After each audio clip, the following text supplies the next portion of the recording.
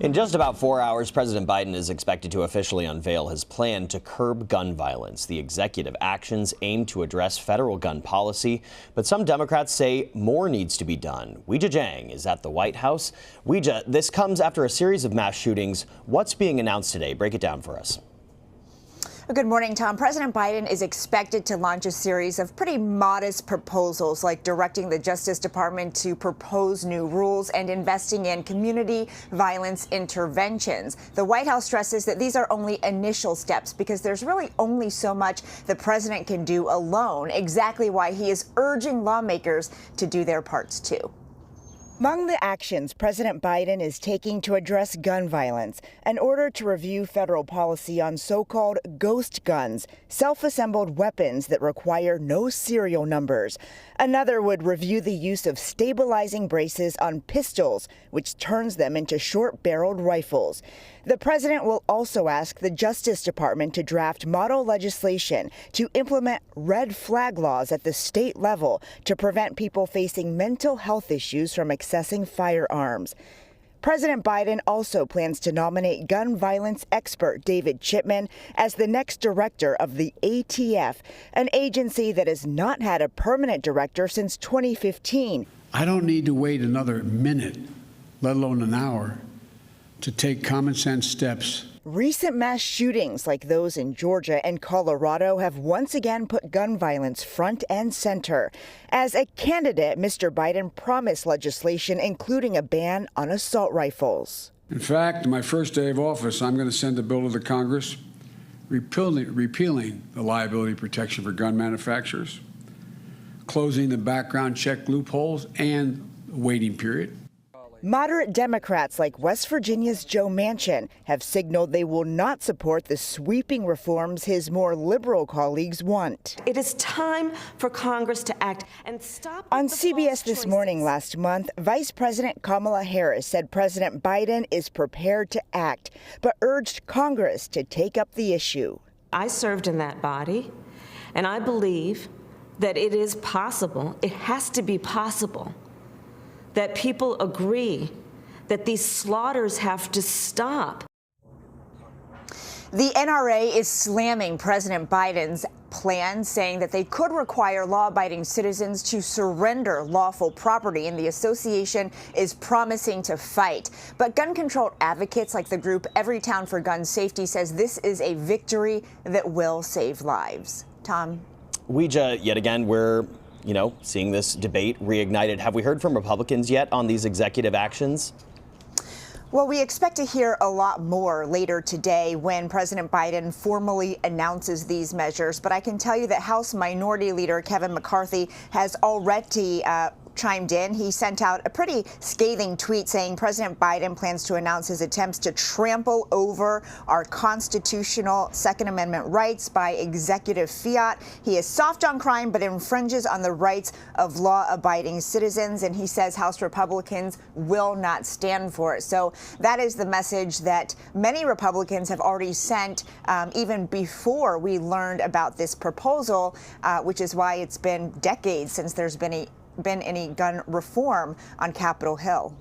Yeah, one of the problems with the executive action from the president is that it's not as binding as congressionally passed legislation, right? You mentioned these are early steps. What is the White House hoping today's announcement will actually mean for lawmakers and the administration's overall agenda on gun reform? Well, I think these steps today are more to fulfill a campaign promise or to start fulfilling something, because there's been so much pressure on President Biden to do whatever he could, especially in light of those back-to-back shootings that we talked about where 18 lives were lost. And so I don't think that they're expecting today's moves will have any impact on lawmakers, especially Republicans, who are given a new argument here, saying that the president doesn't want bipartisanship, that he's willing to do things on his own. But really, these actions don't have a lot of teeth. They don't ban anything. They don't repeal anything for gun manufacturers.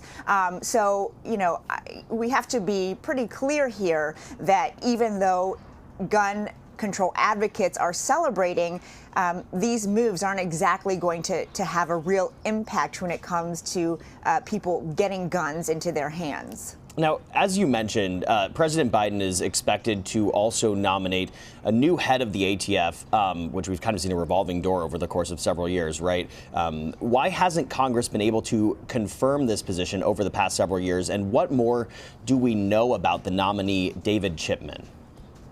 So David Chipman is a very well-known gun control advocate. In fact, he worked for 25 years in the ATF, and he is currently a senior policy advisor for the organization of former Congresswoman Gabby Giffords, who became an advocate herself after she was shot back in 2011. We also know that Chipman has been really vocal, penning op-eds, doing a lot of interviews in recent years to try to make changes to the current gun laws in this country. And so this is a real celebration for gun control advocates who believe he is perfect for the job, and that's including the White House, who used those very words when they announced he would be the nominee.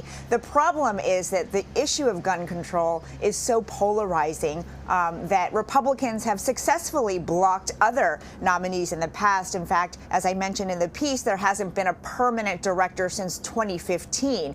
And so it is going to be tough to confirm Chipman, but perhaps, this current environment that we are in, still dealing with all those people who lost their lives from the recent shootings, perhaps that could make a difference.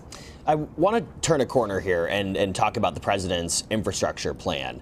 Democratic Senator Joe Manchin, who remains key to the Biden agenda, published an op-ed yesterday reaffirming his opposition to filibuster changes. He also suggested concern over using the budget reconciliation process again for legislation. Are other Democrats raising the same alarms, and how concerned is the White House over these objections from within their own party?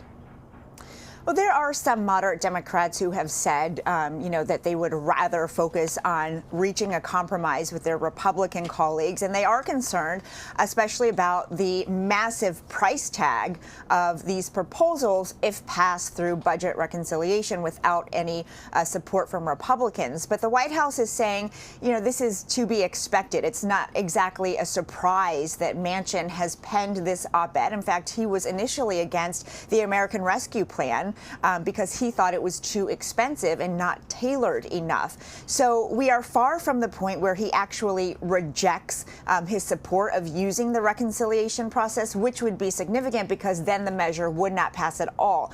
There is a lot of negotiation left to do, but I think the point that Manchin is making here is that he's not willing to just jump on board with all of his Democratic colleagues, and he does believe that the process as it remains now, which is debate, which is voting, should remain intact so that the president and his party do not have too much power to make decisions for all Americans. We'll be keeping a close eye on how that all unfolds. Weijia, always good to see you. Thank you so much for your insight.